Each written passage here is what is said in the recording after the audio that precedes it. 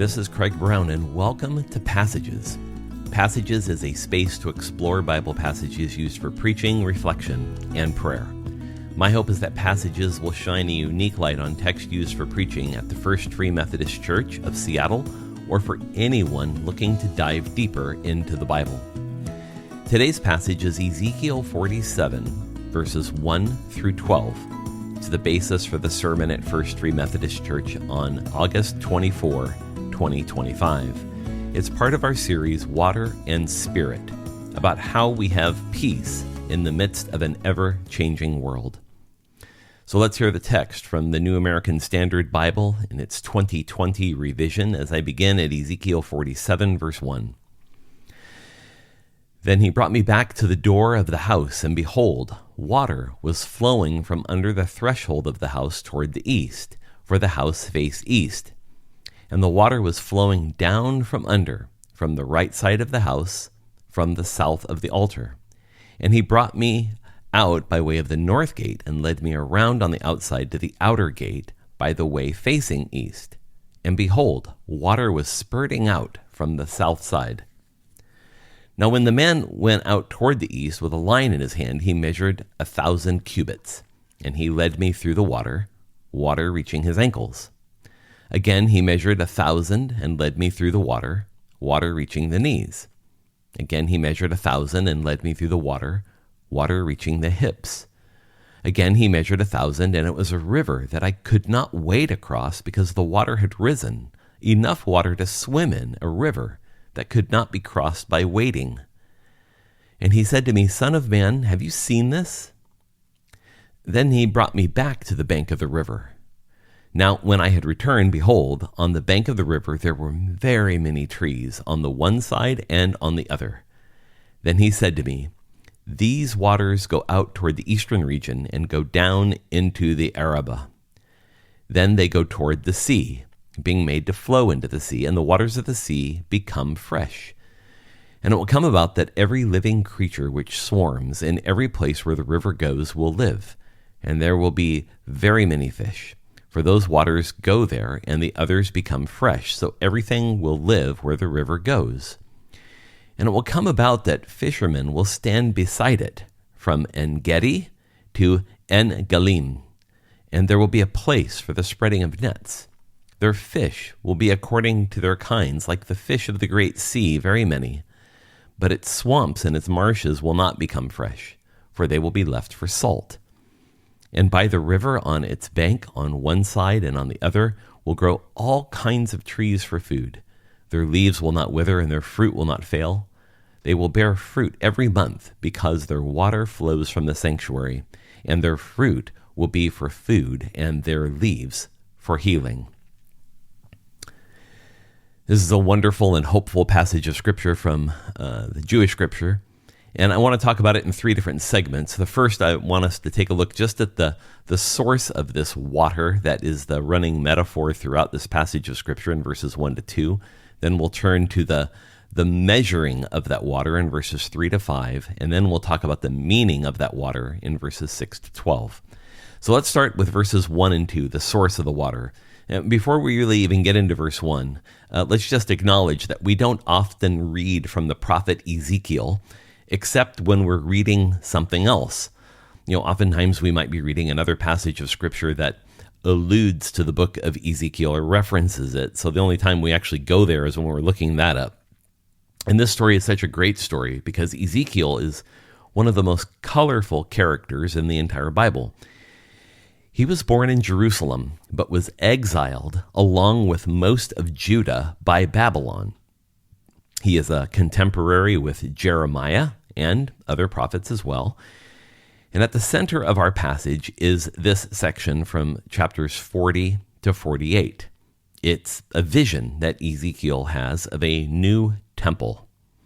Well, why do they need a new temple? Well, that's because the Temple of Solomon has been destroyed by the Babylonians in 586 BCE, an event that Ezekiel was alive for. So his words about this new temple come to a group of defeated Jewish exiles living in Babylon, having lost their temple in Jerusalem. This is important in the setting of our story because what Ezekiel sees here in this vision is a future temple. And that vision is recorded again in chapters 40 to 48 of the book of Ezekiel. But our focus is only on part of that vision that's in chapter 47. Now, in chapter 47, verse 1, the text tells us that he brought me back to the door of the house. Well, you have to read this chapter, of course, in context. Who is the he here? Well, the he is some kind of angelic messenger. And this angelic messenger is touring Ezekiel around the new temple in a vision. And we reach this part of the story. It says that they approach the door of the new temple itself. And by the door, it simply means its gate that goes into the temple area. Now, the temple faces east. And what that means is that you approach it from the west. So keep in mind that facing means the direction people are pointed in the temple space. So they're facing east. This is very similar to today, in which many churches are built, and in some denominations, they're required to be built facing the east. It's here that Ezekiel sees a flow of water under the threshold of this door or gate that begins moving toward the east.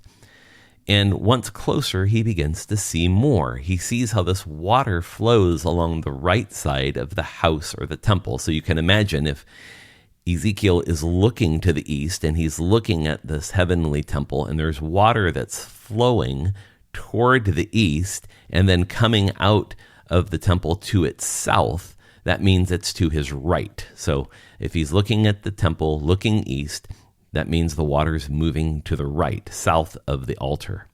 Now, since the east gate behind the temple was closed, actually as it is today in Jerusalem, the messenger led him out by the north gate. Then they walk around the east side of the temple to the southeast corner, and it's there they see this water that's been flowing through the temple is now flowing out of it. So what it says in Ezekiel 47 verses 1 and 2 is that he sees water spurting out to the south side of the house. Now, the Temple Mount in Jerusalem and the entire city of Jerusalem is built on the top of a ridge, and that ridge has quite a few different springs in it, including one that's on the Temple Mount. So it was known that one of these springs was there. So Ezekiel having a vision of a temple with a spring isn't unusual, but what that spring does is going to be rather unique. But before we get there, let's talk about this key passageway, that the vision of God's presence is living. Even as the actual Jerusalem sits barren after the destruction wrought by the Babylonians, there is still life. Now, in this vision that Ezekiel has, we hear earlier that he sees this description of how God's presence will return to some future temple. This return is marked by the flowing water in this particular episode. As a matter of fact, the description of how the presence of God comes into that temple in Ezekiel's vision matches the pathway that this water flows. So it's not enough for God to just be in the temple. It's also here in this vision that there's something coming out of the temple, namely water in this instance. So the meaning is significant, powerful, that God is just not there, but is reaching out of there. God is always on the move, reaching and connecting. To be living as God is to do all of these things. So in this story, just when the Jewish community think all is lost, that their temple's destroyed, their city is gone, they've been exiled to a foreign land, along comes this hopeful vision of life. And I think we need to remember that for ourselves as well. When we have those moments when we think either something has been lost or all has been lost, let's remember that there's this vision of God's presence that we must have in our lives that is alive and working in us and through us.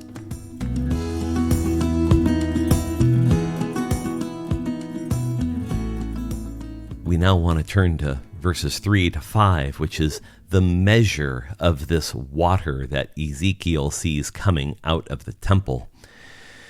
This is no ordinary movement of water. And before we explain it too much, let me just say a word about the style in which this particular chapter and most of what chapter 40 to 48 are written in. It's called apocalyptic. That may sound familiar to you because apocalyptic style of writing is common in Scripture, and we see it especially in the book of Revelation. In apocalyptic style, the literary style, the style of writing includes vivid imagery, and that imagery is designed to evoke a meaning. So as we look at these images, we want to understand not just what they say literally, but we want to understand what they mean. And that's not to say just because we don't necessarily interpret apocalyptic literally, that does not diminish its meaning. In some ways, apocalyptic amplifies the meaning even more than if we just simply took it literally in a sort of like kind of a flat-footed sort of way. So let's kind of live into this imagery of what's going on here. So in verse 3, this messenger who has been with Ezekiel takes him now to this flow of water that's coming out of the temple in ostensibly Jerusalem, and it's flowing away from it. So it says that the angelic messenger took Ezekiel into the water, and he measured 1,000 cubits. In other words, went from the place where the water was coming out, and the distance they went to was 1,000 cubits away. Well, what's a cubit? Well, a cubit is the distance of your elbow to the end of your middle finger. Typically in the ancient world, this was regarded as about what we would describe as 18 inches. Well, 1,000 measurements at 18 inches is right around 0.3 miles, about a third of a mile. And so they go down this river about a third of a mile. Now, the direction of this river, it says that the water's coming out of the east and the south of the temple. So this is flowing away from the temple just as exactly as you would expect water to flow away from the city of Jerusalem then and today. The water flows down into the Kidron Valley, and there it joins another valley called the Hinnom Valley, and then it begins making its journey east toward the Dead Sea. Now, Jerusalem is about 2,500 feet up in elevation, and the Dead Sea is 1,412 feet below sea level. So to this point, the water at 1,000 cubits is up to Ezekiel's ankles. Well, the messenger goes down the river another 1,000 cubits, so now we're at 2/3 of a mile, and the water is now up to his knees. And then the messenger goes down another 1,000 cubits, which now takes us to a full mile about.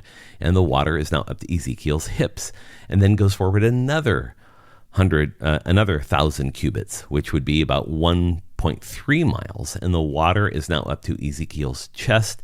And he says he can no longer wade in the water. It's too deep. He has to swim. Now let's back up just a little bit before we get too much into this. Now, what happens in Jerusalem is that there's the Mediterranean Sea, and there's a coastal plain, and that coastal plain is where Tel Aviv is today, and then there begins to happen an elevation gain that goes up to about that 2,500 or 2,600 feet. So when weather comes in off of the Mediterranean Sea and the coastal plain, it hits this little ridge of about 2,600 feet, and it creates what's called orographic lift. In other words, when the air comes into contact with that elevation, it concentrates it and causes it to rain more on the western slope of those hills than it does the eastern slope, similar to what it does out here in the west coast of the United States, that when weather comes in, it typically runs into mountains, and on the front side of the mountains, the leading edge, there's rain, but on the back side, it tends to be more arid and a desert. That's exactly what it's like in Jerusalem. So because of this lift, there's hardly any rain on the eastern watershed of these mountains as it descends down from 2,500 feet to about 1,400 feet below sea level. So it's a total elevation change of about 4,000 feet. So the landscape from Jerusalem is down on the eastern slope of those mountains. And that means it's all desert all the way down. So I know it sounds a little bit like a weather forecast, but it's important in the story. Where this river goes in Ezekiel's vision is where there is no water. There are no springs. If I showed you a picture of it even today, it is a lifeless landscape. It is a desert. Yet there's this river in this vision that flows and grows even as it heads down. Now, the only source of this water is the miraculous water flowing out of the temple, because there would be no other source of water. So what Ezekiel is describing here defies any common sense. It's a river that grows larger in the desert. Now, the Dead Sea, down at the bottom of that valley, east of Jerusalem, gets its water from the Jordan River. There are a couple of small springs along its western edge, but for the most part, the water comes from the Jordan River that flows out of what we call the Sea of Galilee, or Lake Kinneret today. So what that means is it flows in a closed water system from the Sea of Galilee down the Jordan River into the Dead Sea, and the Dead Sea goes nowhere, so the water just evaporates once it gets there. So the measuring of this water is important, that it gets deeper and wider and more significant the further it goes, which is completely counterintuitive. You would expect it to just evaporate as it goes. Rivers don't get bigger on the east side of Jerusalem. They don't even exist there. And that opens, believe it or not, a key passageway for us. That God brings abundance beyond explanation. Water is such a powerful image in Scripture. It represents chaos and mystery. We know this from Genesis chapter 1. But yet, as we read Scripture, we learn that only God can control it. And that's exactly what Ezekiel sees in this vision. He sees this abundance of God flowing forth from the temple. And so the water represents something. It represents vitality and life, that God is going to bring life where there is only death. So something's happening here as an expression of God's abundant love. Where we think it can't happen, it does. Even in moments of hostility and persecution, the love of God prevails. This is a promise we need to hold dear. No matter the situation, or if we might say the desert we might be facing, we have to remember in those moments that God is abundant.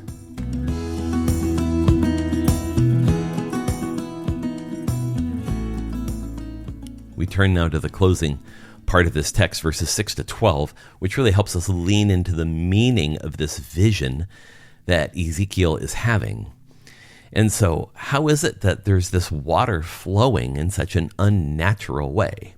Ezekiel's probably asking the same question, because the messenger asks him in verse 12, "Son of man," that's the messenger's address to Ezekiel, "Son of man, have you seen this?" Seen what? This incredible sight of a river that grows larger as it moves into the desert. So at that moment, Ezekiel is taken from the deep river water to its edge. And when he's taken to its edge, he sees trees and vegetation growing in the middle of a desert. And all of this is along its banks where nothing would normally grow. Again, it's desert. So it's a vision of life in the midst of death. And so beginning in verse 8, the messenger then describes where that water is going. Tells him that this is going to be an expansion on this theme of life-giving that God does. So Ezekiel's told these waters go down to Arabah, which is at the base of the mountains before the Dead Sea. This water ultimately flows into the Dead Sea. So when the text talks about the sea, it's referring to the Dead Sea. Just a few things you should know about the Dead Sea. 25 to 27% of the Dead Sea is mineral content. And out of the total amount of water that's in the Red Sea, 5% of it is just salt. So because of this, nothing lives in the Dead Sea, hence its name. But these waters that Ezekiel sees, it tells us in Ezekiel 47:8, that these waters will make part of the Dead Sea fresh water. Now, beyond this, the sea will even become a habitat for fish and living creatures. The Dead Sea lives. The river is fresh, and so will a portion of the sea become fresh? And then what comes is kind of a crazy statement here. It talks about fishermen who in En-Gedi, which is about midway down the length of the Dead Sea from north to south. It's fairly near Masada today. That there will be fishermen in En-Gedi, and there'll be fishermen in En-Eglim. And En-Eglim is the location of some of the headwaters of the Jordan River. It's probably located today next to or near to Qumran. This is a bizarre image because if even today, I've been to both of these places, there's nothing that lives there. It is barren, desolate desert. There are people living there, but you don't grow anything there.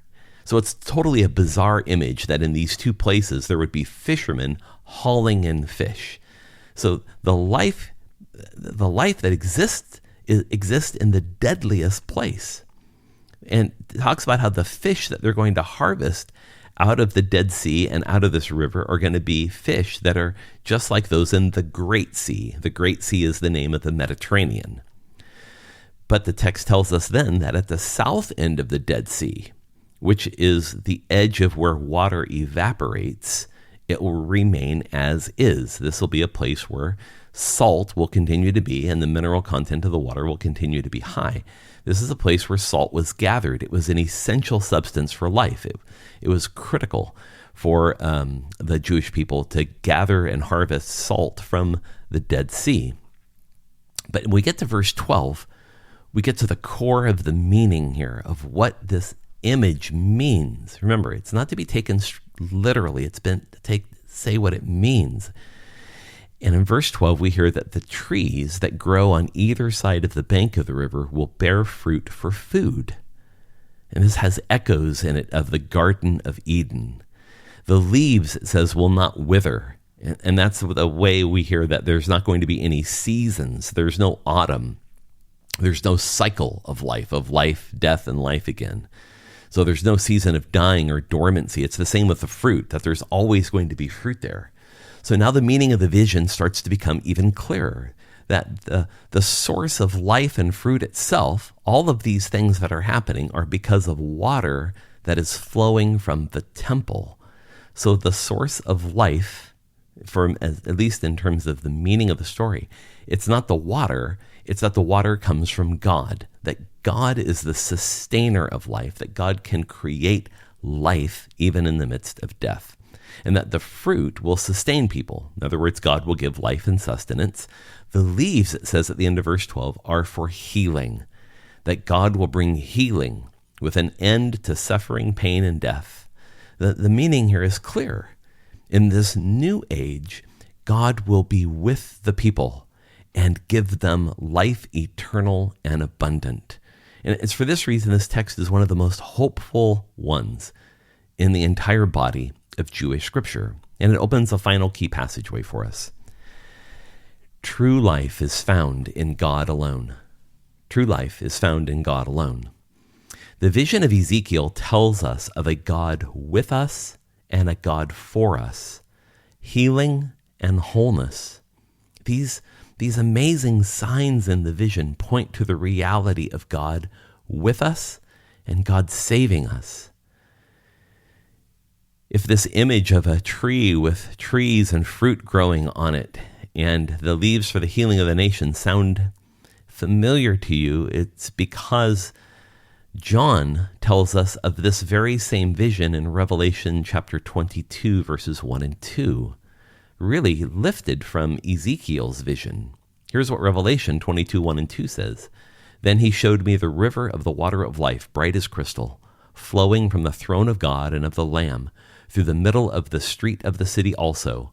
On either side of the river, the tree of life with its 12 kinds of fruit, yielding its fruit each month, and the leaves of the tree were for the healing of the nations. Water in this story is symbolic and represents life, because God is life. We taste it now, and we will drink fully of it in the age to come. Passages has moved to a new podcast host on the FFMC podcast. So I'd encourage you to please subscribe to FFMC, First Free Methodist Church, which is the name of our podcast, using your favorite podcasting app. This separate podcast for passages that you might be subscribed to will be closing down at the end of September. I also encourage you to visit ffmc.org to learn more about Free Methodism and how you can connect with our community. For now, I bid you all grace. Thanks for listening, and we'll see you next time.